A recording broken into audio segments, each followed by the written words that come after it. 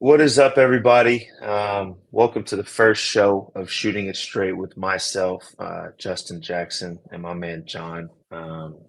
We are extremely happy to start this and for it to be our first show and for it to be the first show of the season. Um, so super excited, man. Hey Justin, how's it going? We got great spacing here, I have to say. I'm posted up here in the corner, ready to shoot a corner three if you need me. I'm really excited to be on the show with you this season. We've got one guy who played exclusively in Woolen Gym, and then yourself who played in the Dean E. Smith Center many times. Justin, can you give our listeners an update on where you're playing this season as well? I know you're still in the professional game after many years. Yeah, man. So this is year seven for me. I played with Boston last year. I've kind of been all over the place, man. But this year I'm playing in the G League with the Mavs G League team, the Legends here in Frisco. Actually with two other fellow Tar Heels. Theo and Tony are on our team. So really looking forward to playing with them again, kind of reuniting, hanging out with them, talking about old times. So yeah, that's kind of where I'm at. Just here in Frisco, man, trying to see what happens. But I think, for me, kind of being able to do this podcast with you, man, is kind of what I'm looking to get into, kind of being in this space. And so whenever I had the opportunity, and obviously Inside Carolina gave me the opportunity to do this show and kind of be the, quote unquote face of it. It was super exciting for me. So, it should be a good year. Yeah.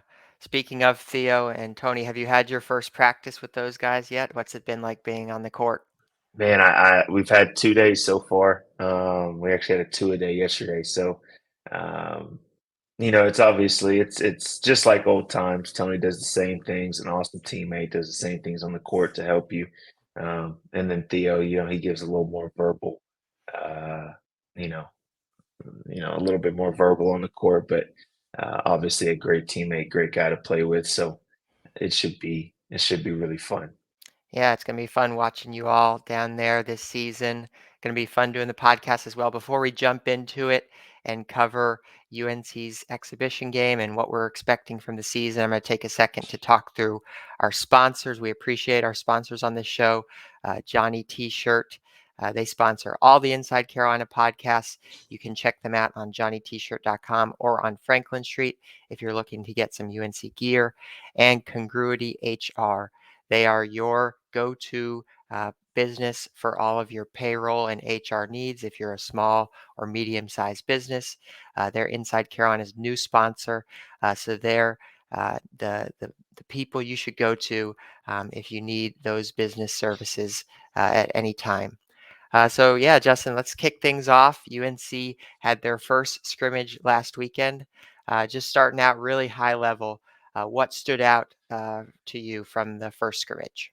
Yeah, I mean, I think, you first have to put out that obviously St. Augustine, they came in and they competed, but they were just less talented than, this North Carolina team. So I think that's the first thing that everybody has to keep in mind. But at the same time, UNC did exactly what they were supposed to do against a less talented team. They came out, they defensively, I love the intensity, the full court pickup.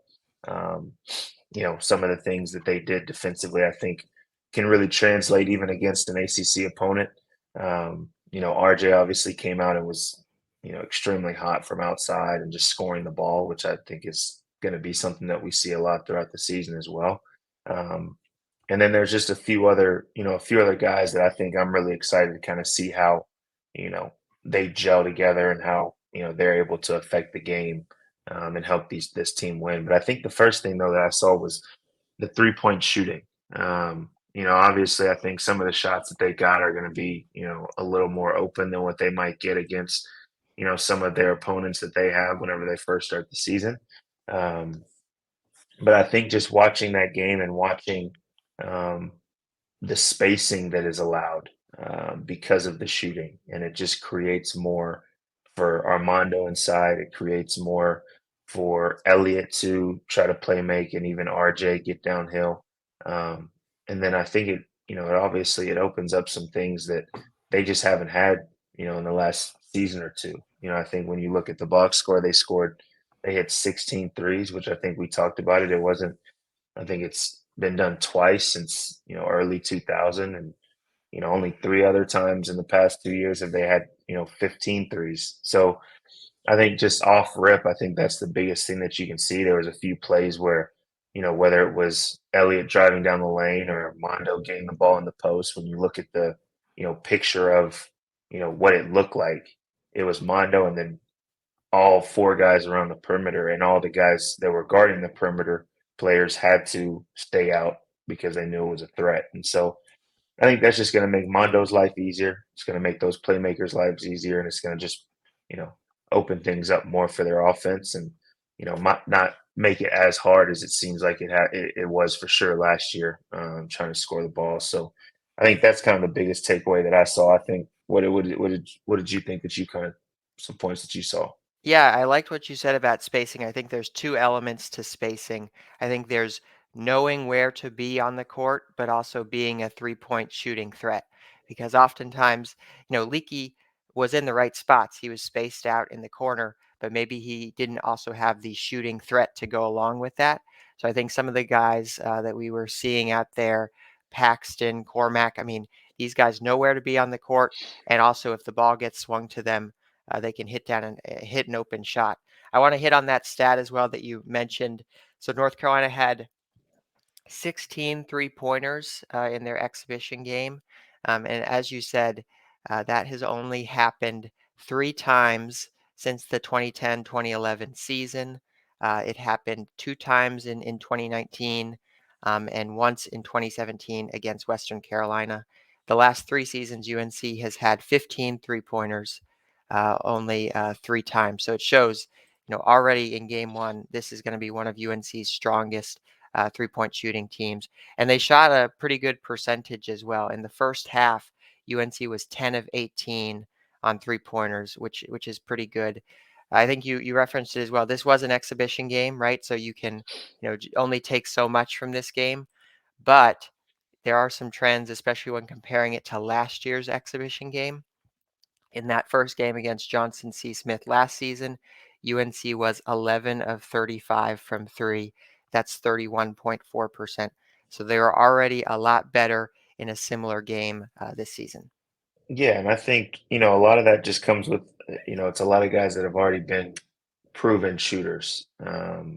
I think the hard thing about college basketball is if you're a freshman or a second year, it takes time to adjust shooting the ball, especially in a place like the Dean Dome. So I think having these guys who have been in college for a few years, who are graduates, who are just older and experienced, um, the speed and the physicality, and then also the shooting in college basketball, I think is a big outlier there. But I think I want to go back to, you had mentioned something about Leaky and kind of how he was spaced and how he was, he was in the right place, but maybe the defense didn't respect as much as you kind of see the respect that you see kind of, you saw some in this first game.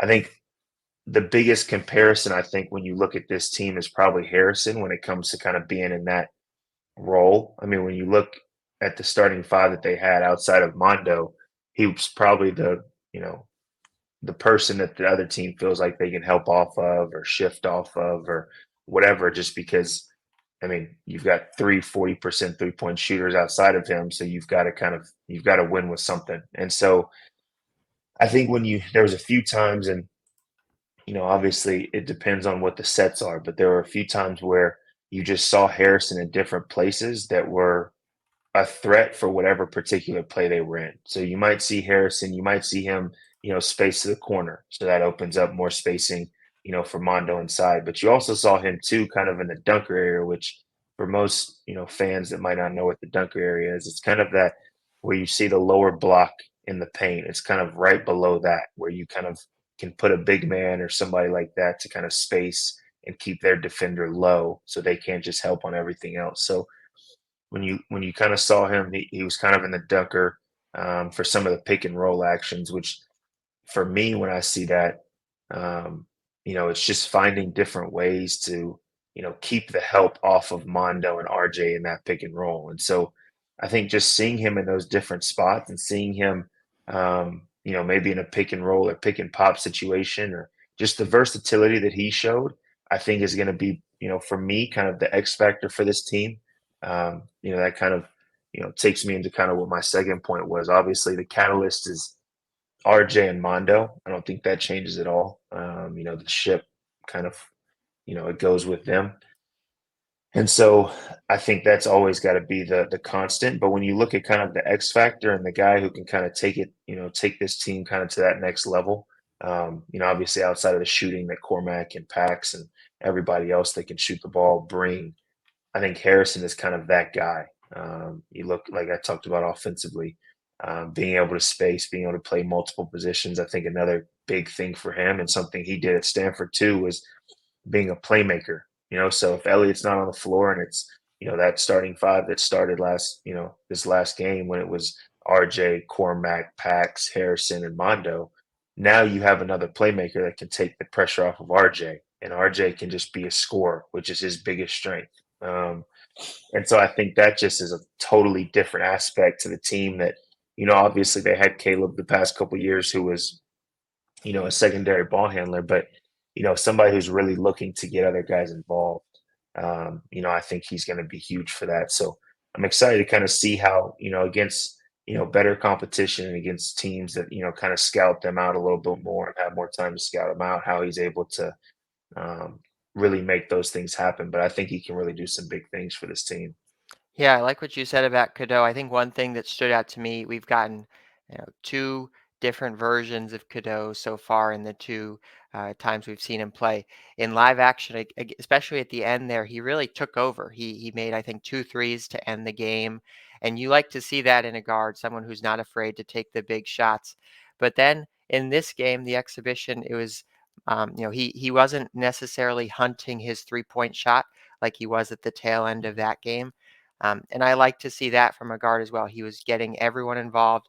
He was finding RJ, as you said. I think he's going to be really, really fun to watch this season for North Carolina. Yeah, I mean, I think too, going back to Elliott, it's something very simple but kind of rare that you see. You saw in the first half of that St. Augustine game, RJ had like 12 or 15 quick ones, and I think the next possession they got to stop and came back in transition, and the next possession Elliott made sure to find him in transition. He even crossed the court and made sure to find where he was, which is something, like I said, that's so simple. But finding the guy who's got the hot hand, or finding the guy who is going to give your team the best chance to score at that particular time is a very small thing, but really big that I don't think we've really seen the last year or two. So obviously he's a freshman. A lot of his foul calls that he had, it was kind of funny as I'm watching. It's like I'm remembering back to whenever I was a freshman. And a lot of times as a freshman, you're just in the wrong place at the wrong time. Like a lot of his fouls were like, you know, his man cut through and all of a sudden he was in help side and somebody was driving right at him and he really couldn't do anything or, in transition or whatever. So, obviously being a freshman, there's still some learning curves that I'm sure he'll have to go through, but kind of some of the things that I'm already seeing for this team that he can do, I think is going to be huge. Um, so Yeah, and I think another thing going along with what Cadeau brings to the team, I think they push the ball and push the pace a little bit more in this game than we've seen in years past. Again, comparing exhibition game to exhibition game, last year against Johnson C. Smith, the team had 14 fast break points.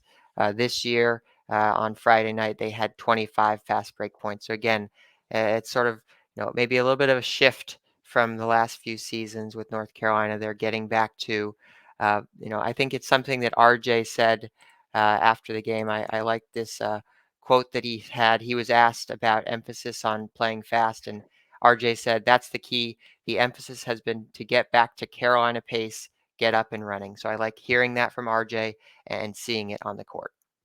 yeah, and I think, that kind of takes me into what I wanted to talk about next as far as, for one, getting back to Carolina pace, but two, kind of getting back to, the basics of what Carolina basketball is. I think the past couple of years, obviously, it's been kind of the big question was who's going to be able to come off the bench and help this team in different ways. Um, and I think obviously, once again, it's an exhibition game and it's, you know, one of the first games that people are able to see.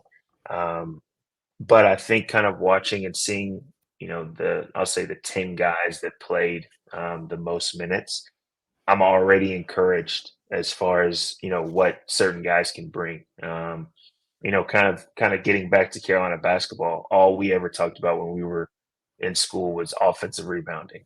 Um, and I think when you bring guys like Jalen Washington, Zayden off the bench, obviously Jalen Withers will be there too. And guys like that are able to offensive rebound. I think that was one of the biggest things as a freshman, Zayden coming in, and he just never stops going to the offensive glass. I felt like he was always there, whether he was getting a hand on the ball or he was actually getting a putback or just an offensive rebound for the team.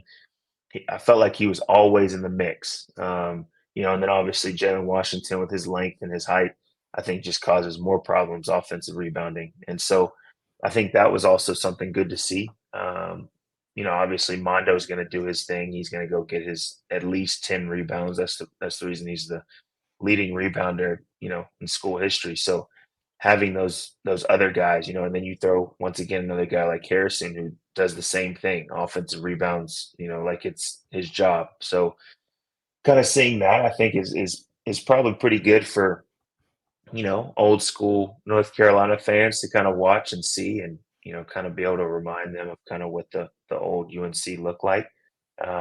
So I think that's going to be huge to see as time goes on, and then just kind of who's able to produce things for the bench. Obviously, I think in that game it was Elliott, Jalen, Zayden. Those were the main guys that kind of came off the bench, and they did nothing but good things in my eyes. I think Elliott did his thing as far as playmaking, getting everybody involved. Whether it was getting downhill, obviously everybody's going to see the highlight dunk that he had in the second half, but there's so many little things offensively um, that he does to help this team, and I think he showed some of those. And then, like I said, if you can have guys that just come in and play with energy, obviously we know Zayden's skill, we know Jalen's skill, we know they can do things offensively, but defensively, if they can just come in and give that energy boost off the bench to kind of keep whatever that first five has going on going, I think that's going to be really big for the team. Yeah, I wanted to hit on Armando again and come back to him just real quickly. He had 13 points, 10 rebounds, 7 of 9 on free throws. You've had the opportunity to practice with the team a little bit. You've been around the team. Do you sense there's a different Armando in year 5, or maybe is the team around him different and it allows him to showcase different skills? I mean, I think it's a mixture of things. I think, for one, Mondo, when you look at him physically, he looks like he's in shape. He looks like he's, really ready to go, which is just a testament to him and, his dedication to kind of getting ready for the season. Um, but I think it's also, when you look at this team, it's very early, right? And there's going to be it's going to be times when, they're still trying to gel. They're still trying to figure each other out as the season kind of goes on. But when you watch it and me being able to be in practice, there's a different level of excitement and a different level of energy that these guys play with. And it's almost to the point where you almost have to tone them back a little bit. Whenever they're in practice, because at the end of the day, they're all teammates and they're all trying to go after one goal. Um, but seeing how competitive and how much they just competed throughout the practice that I was a part of, um, I think was a sign of, you know, okay, this could be something good. And so I think having that mindset and having that motivation, going into your last year, I think is going to cause you to be a little bit more, have a little bit more energy about you, have a little bit more motivation. I think there's, for me, it was real simple. Like I said before, Mondo's going to do what he does. He's going to offensive rebound. He's going to, bully people down low. He's going to have his way down low. Um, but there was just a few different ways that he was used that I saw in the game than he's been used in the last, couple years that I think is just going to add to his game. For instance, they have him a lot more in the trail position, so he's kind of the more when he gets the ball at the top of the key, he's kind of the one that's, on almost playmaking for the team. So, and because of the shooters, there's so much more space for him to be able to, do that. And I think another thing that kind of stood out to me was obviously we know how big Mondo is, but he was still down there fronting. I can't remember the big from St. Augustine, but he was fronting him, as if he was really, locked into whatever the game plan was or whatever. And so kind of seeing that, it just seems like he's got a different energy about himself, um, which I think is going to do nothing but, pick up and carry everybody else behind him. Um, so I think that's kind of the differences that I saw. Plus, he shot a three at the top of the key. I don't know, I don't really know what his freedom is when it comes to that, but just having those little things added to his game this year, I think is going to help the team and help him, going forward. Armando's in his 5th year at UNC. I think he owns the town of Chapel Hill at this point. He can take whatever shots, I guess, that he wants to.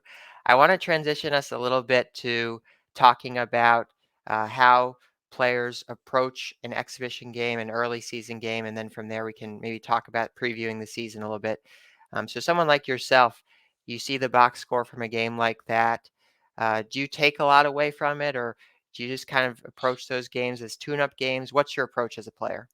Yeah, I mean, at the end of the day, none of those stats or the win loss, whatever, goes into a real column, I guess I would say.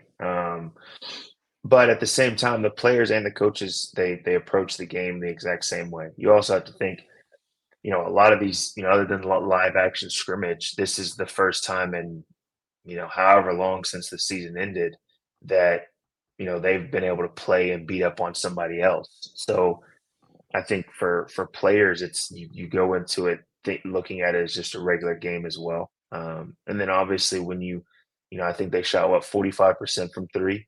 So when you walk away from the game, even though the team was less talented and things might not go the same way against a better team, you walk away from it with some positives. We shot the ball really well. Defensively, we created some problems in the full court defense pickup that we had. And then offensively, there was a lot of good things you can take away from it. The spacing, the playmaking of, guys outside of RJ being, aggressive coming out, Mondo doing what he does. There's a lot of positives that you can take from it. I'm sure the coaches can take a lot of negatives as well to kind of, obviously be nitpicky and just try to get better each and every day. But as players, we kind of approach it the same exact way. If anything, you're probably more excited about a game like that because, like I said, it's the first time that you're able to play against a different opponent.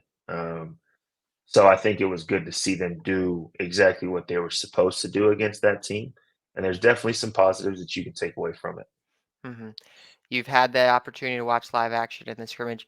When you think about the season as a whole, and you think about what the expectations should be for this North Carolina team, what kind of comes to mind? Where do you think this team can go this season?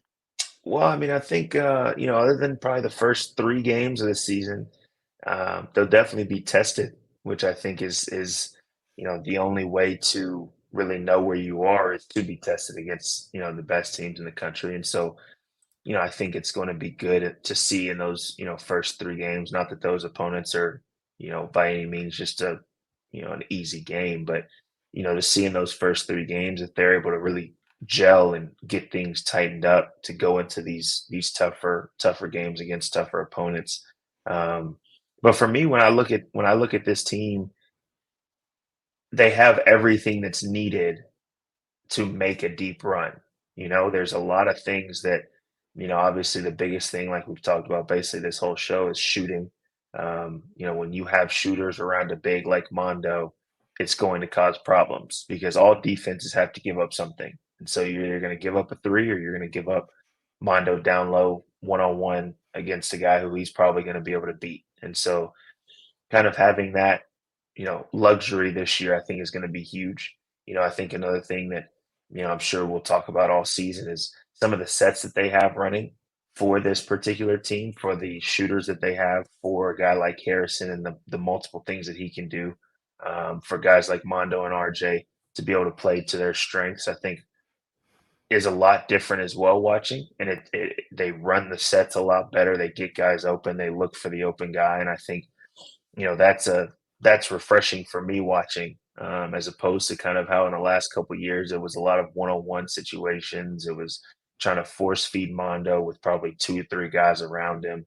So that's exciting for me as an offensive guy. I'm really excited to see how they do offensively, but I mean, even defensively, I keep on coming back to Harrison, but Harrison can guard 1 through 5 with no problems. And so when you have a guy like that, when you're able to switch 1 through 4, especially in college basketball, it's going to cause some issues, and there's really, I don't really see a ton of weakness as long as they, do what their game plans are and pay attention to the scout and all that kind of stuff. So, I'm just excited to kind of see how it goes, into this season. It's one of those things where I think I'm more excited this year than I have been in a few years, and they're probably talked about less Mhm. than probably the past couple of years that they've been talked about. And so, I think that's a perfect place for them to be. Okay, you don't have to talk about us too much. We'll just keep on doing our things, building good days,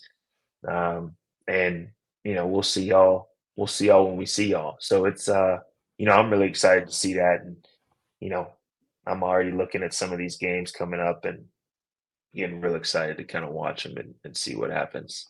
Yeah, I like what you said there. It feels a little bit like Hubert Davis knows what he has, and maybe the national news, the national media hasn't quite turned the attention to UNC yet. I think about, the last few seasons, there's been so much preseason hype. The first year for Hubert Davis was obviously his first season as a head coach, a lot of attention. Then last season, preseason #1 ranking, they did the photo shoot with the Sports Illustrated, and there's a lot going on there, but I think this year they've allowed themselves to stay under the radar. I'm going to run through the schedule real quick. They play Radford, Lehigh, and UC Riverside to start the season. Those are some of the a little bit easier games, Justin, that you referenced. And then they start right off the bat, like you said, with some tough games in the Battle for Atlantis. They play Tennessee in the ACC SEC Challenge, and then they have UConn and Kentucky. So there's not a lot of easy games in November and December once they get going. So it is going to be exciting to see how this team competes. To close out maybe the preview portion of the show, Justin, who would you say is the most important player for this UNC basketball team this season? Yeah, I mean I think the obvious answer, and I think, I'm gonna always go back to it, the catalyst of the team is gonna be RJ and Mondo, both of those guys. Just the experience that they have, them making it to national championship, they know what it takes to make it there. Um, and I mean, those are, I think, the two uh, guys that you have to play through kind of at all times. There should never be 4 or 5 possessions where either one of those guys don't touch the ball, or are the ones that are being aggressive to score, or whatever that looks like. Um, but I think I'm going to keep going back to Harrison being that X factor for this team. I think he just brings so many things to the table that if he does them night in and night out, for one, the team is just going to be that much better. And for him going forward, I think it's just going to help him. His playmaking ability at his size and at his position, playing the 4 a lot of times, the 4s in college basketball aren't used to having to guard somebody off the dribble or having to guard somebody that's a part of a pick and roll, or those kind of things, and the different ways that they're using him right now, I think are going to be really, really good, and are going to be able to take advantage of kind of that situation. And then defensively, he'll be able to guard their best player on the other team. He'll be able to switch onto anybody, and there's really no letdown. And there's just offensive rebounding in general that he does. There's just so many things that Harrison brings, and then you put on top of that he's a very respectable 3-point shooter, which is a totally, that's 4 guys around Mondo that you have to respect from the 3-point line. So there's just so many things that he can do that I'm really excited to kind of see. And I've seen up close and personal in practice, kind of all of the things that he does for the team. Um, and so I think he's the biggest one, but you can never lose sight of who is kind of your top dogs. And so as long as RJ and Mondo are kind of that, you know, those two, we'll say the heads of the snakes, then I think everybody else around him can just kind of fall in line and kind of follow suit. So I think with those guys, man, and you have a supporting cast this year. I'm gonna always go back to that. You have a supporting cast that whether Coach Davis plays all of those guys a lot or not as the season goes on, you have people behind all of those guys that can also produce and can also do things for your team and help the team win. So I think it's kind of a breath of fresh air whenever I watch this team this year because it just allows so many different things to happen. I think the last couple of years, you knew what was going to happen. It was easier for teams to go into the games knowing, okay, RJ and Caleb, they're going to be the two guys that dominate the ball. 3-point shooting isn't necessarily a strength of theirs. So then we can just load up on Mondo. So now it's okay, how are we going to defend these guys? And how are we going to take away or try to take away most of their things when you got to give up something. So that's I'm super excited for this season, man. I'm super excited for us, man. I'm super excited for this podcast. To just kind of talk about Carolina basketball, man. Talk about things that are going on with their season. Obviously, it's still near and dear to my heart. So, um, you know, me being able to say that I have to watch this. I got to watch this Carolina game because I got to talk about it tomorrow. That's a great feeling for me, man. So I'm super excited for everything. Yeah, I am as well. I think one cool thing about this podcast too is you have so much behind the scene knowledge about the program, about UNC. That might be a good place to close today. The Carolina Mile is probably something that UNC fans have heard about. It's sort of like a preseason tradition for UNC basketball. Can you give fans a little bit of insight into what that's like and what it is, and maybe a little bit of a story time from your times doing the Carolina Mile as part of the program? Yeah, I mean it's basically what it sounds like. We every year when I was there, every year we had to, it was kind of a part of the conditioning program. It's kind of what ended conditioning. And so, you know, I guess for 3 years, we would go through the conditioning, which was not fun. But then it would always end with the Carolina Mile. And the way it worked was you would have a time that you had to, whether you were a guard, wing, or big, you would have a certain time that you had to finish it in. And if you didn't finish it, then you had to come back the next morning. I think the biggest story was Kennedy when he first got to school. He had to run it multiple times. And obviously he got it done and now he's, making money playing basketball. But so you would have a certain time that you would have to make, and then they called it a tough time. And so if you made your tough time, I think there was certain during the conditioning there were certain days that you could have tough times. And if you made your tough times, you would basically be out of the extra conditioning at the end of practice for the first 2 weeks of practice. So obviously that's enough motivation in of itself. Um, but for me, going in as a freshman, I was always running was always pretty easy for me. Obviously, it was the strength aspect, the lifting, the physicality part that I really had to adjust to. But running for me was always kind of the easier thing. And so my freshman year, I can't remember. I think I finished first. I mean, I ran the fastest mile I think I've ever ran. It was like 5:05 or something like that. And so obviously that beat my tough time. I was able to sit out of, uh, conditioning the first 2 weeks. But then, man, my sophomore year, my sophomore and junior year, Luke May always got me. Like he, you would not think that he was that fast or have the ability to run as fast of a mile it is, but I think he ran a sub 5 minute mile my you know sophomore and junior year. Um, and by my junior year, I didn't have the same motivation of like I have to be first in this because I already knew that he was really good at it. And so yeah, he my junior year he kind of blew me out of the water. So yeah, there you go. Behind the scenes, Luke May was a menace when it came to the North Carolina Mile, which, once again, it was just 4 laps around the track. It was the only time we ever ran on a track. other than the 12-minute run.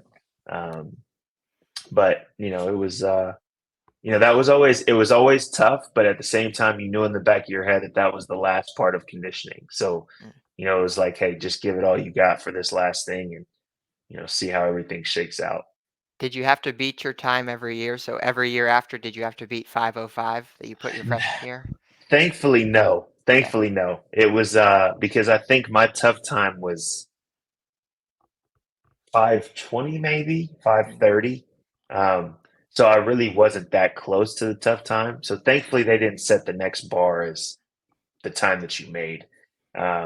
I think they kind of kept the tough times kind of around the same. Maybe they went down just a little bit depending on how you finished the year before. Um, but yeah, tough time I think for me was usually around 5:20, 5:30. I can't fully remember, but yeah, it was you know, like I said, it was very difficult running that fast of a mile, but you kind of look at it like, oh, I'm done with this, and we get into real practice now and all that kind of stuff. So it's kind of the excitement of the season. Let me give you some advice from a non-athlete. What you're supposed to do is set the bar low as a freshman, and then every year after, then that last year you show up, you run a 5:05. Everyone's like, "Oh wow, Justin's in such great shape," but the whole time you actually could have been doing that all 3 years. So that's I as a wish, non-athlete, that's what I would be doing. you know what? I wish I had that freedom. Um, Mm, as a freshman, you feel like there's so many things that once you're kind of outside of being a freshman, you kind of look back and you know, why did I do that? Why did I think that that was going to be something that would get me ahead? Like just thinking back into like the first couple like summer practices of my freshman year, you have no idea what you're really doing. And so you're just running around 1,000 miles an hour. You feel like you have to close out the hardest you've ever closed out. You feel like you have to run each and every, even if you're doing 5-on-0 offense, you feel like every cut has to be the hardest cut of your life. And then you kind of become, by my junior year, it's like you go from being exhausted in those practices as a freshman to like your junior year, you're watching the freshmen and you're getting more tired from watching them run around than you actually doing it, because now you know everything, you know where you're supposed to be, you know the spots you're supposed to be in. Um, so yeah, I wish I would have been able to have that mindset of mm. like, hey, I know where I need to be, I know what I need to be doing, so I don't have to literally fall out trying to beat this time, and trying to beat the guy in front of me on this Carolina mile. Um, but in fresh as a freshman, you feel like you gotta set the tone. You gotta try to make your way on the new journey that you're on. So, but I'll definitely going forward. I'll take your advice on that. I Don't. wouldn't take any advice athletically from me at all. The Shooting It Straight podcast is going to be on Thursdays, releasing Thursdays throughout the season. So be sure to check it out throughout the year. We appreciate you all listening. We give one final shout out to our sponsors, Johnny T shirt and Congruity HR, for supporting the show. And appreciate you listening. Justin, you want to take us out? Maybe one last thought before we get out of here? Yeah, man. I think to all the fans and everybody listening, first of all, um, thank you a ton for kind of tuning in. Obviously, on this first show, like I said before, we're super excited. I'm super excited to kind of be able to hop on here every week and talk to everybody and kind of hopefully give a little bit of insight. From kind of some of the knowledge in the basketball that I've been around and I've seen, and that now we're watching this year for this team. Um, and so I thank all of y'all that's tuning in and listening or watching or whatever you might be doing. Um, and as fans, just be fans. Support this team. There's going to be ups and downs, I'm sure, of this season. That's just what basketball does. Um, but just be fans and enjoy watching this team and supporting them. Even when you don't know it, the basketball players, they hear things and they see things, and they can kind of see the support or the disappointment or the negative or the positives that y'all are saying. So just stick with them. I'm really excited for this team. I think it's going to be a really good season. Um, So I think it's just our job of kind of watching and seeing how things go, and we'll kind of break things down. But as fans, just kind of support and be there for the team. So I'm really excited. Absolutely. We'll hear all about it on next week's show. We'll be reviewing the first real game that the Tar Heels play. Again, that one is Radford on Monday, November 6th. So check out next week's show for full coverage of that. All right. Appreciate everyone listening today, and we'll talk to you all next week.